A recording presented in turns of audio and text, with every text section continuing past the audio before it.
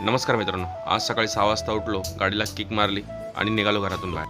कारण आज पदवीधर मतदारसंघाची निवडणूक होती आणि त्या निवडणुकीला निरंजन डावखरे साहेब उभे होते. तर मग काय, लागलो कामाला. तिथे आम्ही बसणार, तिकडे जागा पहिल्यांदा स्वच्छ केली आणि जे पण मतदार होते त्या सगळ्यांना कॉल करायला सुरुवात करू लागलो. एक एक करून एक लिस्टमध्ये सगळ्यांना फोन करून सगळ्यांना आम्ही बोलवायला लागलो. आणि आज आपण रिक्षासुद्धा अवेलेबल केल्या, जेणेकरून मतदाराला मतदान करणं सोयीस्कर होईल.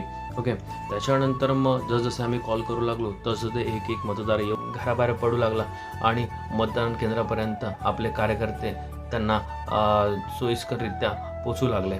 त्याच्यानंतर नरेश दादाने सांगितलं, तू कळव्यात की नाश्त्याची सोय साळवी साहेबांच्या ऑफिसमध्ये केलेली आहे, तर ते आपल्या कार्यकर्त्यांसाठी घेऊन ये. मग काय, गाडीला किक मारली आणि साळवी साहेबांच्या ऑफिसला पोचलो.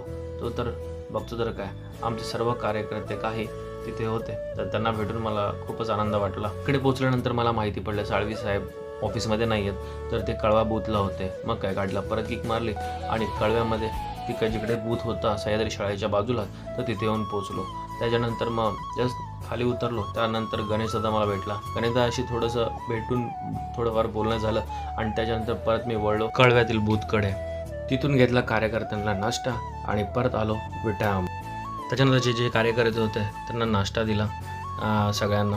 आणि त्याच्यानंतर मग नरेश दादाने पण केला नाश्ता, मी पण नाश्ता करायला सुरुवात केली आणि थोड्याच वेळात त्यानंतर परत कामाला सुरुवात. जे पण मतदार येत होते त्यांच्या क्युरीज असतील किंवा त्यांना राईट इन्फॉर्मेशन देऊन त्यांना आपण मतदान केंद्रापर्यंत आपण पोहोचवण्यास परत सुरुवात केली.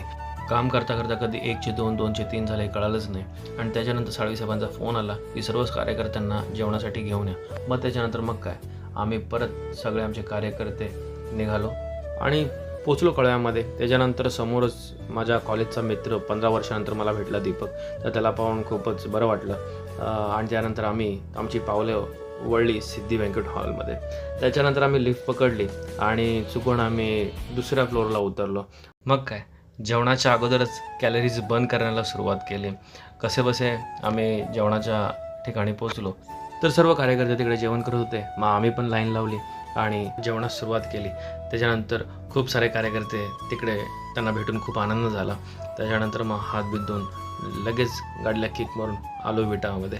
खूप ढगाळ वातावरण झालेलं आणि थोडा थोडा पाऊस यायला लागलेला, पण आमच्या साहेबांची साथ पण पावसाने खूप चांगली दिली, कारण एवढा पाऊस काही आला नाही.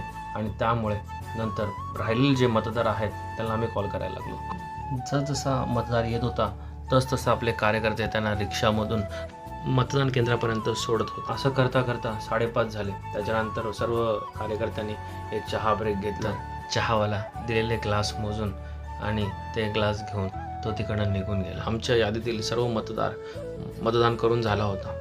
त्याच्यानंतर बरोबर 5:50ला मी गाडीला किक मारली आणि पोचलो कळव्याला. वोटिंग तर 6ला बंद झाली. ते 7 वाजल्यापासून तर संध्याकाळी 6 वाजेपर्यंत आमचे जेवढे पण पदाधिकारी, सगळे कार्यकर्ते, सहकारी सगळे बूथवर होते.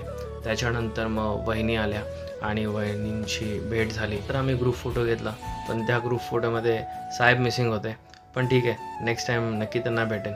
आणि त्याच्यानंतर मग मी घरच्या दिशेने वळलो. तसा पाऊस पडायला लागला आणि त्यामुळे खूपशाही रस्त्यावर वाहतुकीची गर्दी पण भरपूर झाली. आजचा व्लॉग हा आपण इथं संपूया आणि भेटूया नेक्स्ट व्लॉगला. Okay, till then, bye bye.